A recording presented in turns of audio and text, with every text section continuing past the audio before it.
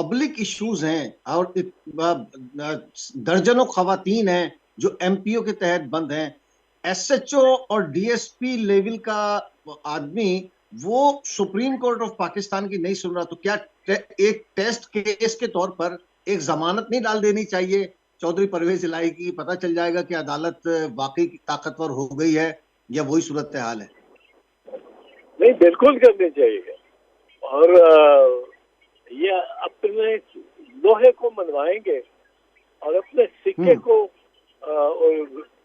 رائج الوقت کریں گے تو پھر قاضی صاحب کا بھی وقار بنے گا, اور اس ایسی جدوجہد میں وکلاء ساتھ دیں گے, ان کے پیادے کی طرح کے طور پہ چلیں گے.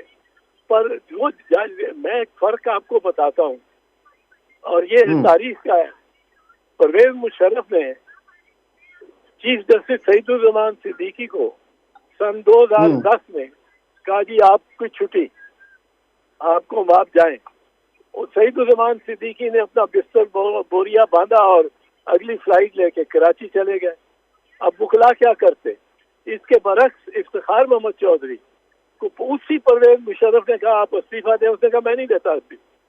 اس نے کہا آپ کو دینا پڑے گا. میں نے نہیں دینا, جاؤ جو مرضی کر لو, استعفیٰ میں نے نہیں دینا. میرے ساتھ پکڑ کے مجھے گرفتار کر لو, کچھ کر لو, استعفیٰ نہیں دینا. اب وکلاء ایک رات میں کھڑے ہو گئے سارے پاکستان کے. پھر موومنٹ چلی اور اس موومنٹ میں جانا پڑا پرویز مشرف موومنٹ کے نتیجے میں. تو یہ اس کا مطلب ہے کہ پہلے چیف جسٹس کو استقامت دکھانی پڑے گی.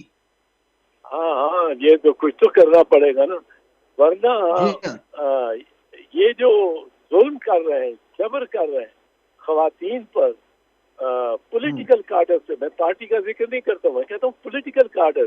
یہ ہماری برادری ہے, یہ ہمارے بچے ہیں, یہ ہمارے بھائی ہیں, بہنیں ہیں, بیٹیاں ہیں.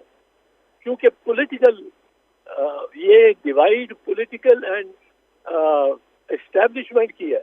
اس میں جو ظلم کر رہے ہیں اس پہ بھی وکلاء نظر رکھے ہوئے ہیں, اور پہلا چانس دینا چاہتے ہیں قاضی صاحب کو, نئے چیف جسٹس کو, کہ وہ اپنی طاقت کو منوائیں. اور نہیں تو پھر وکلاء کو تو کچھ کرنا پڑے گا ہی.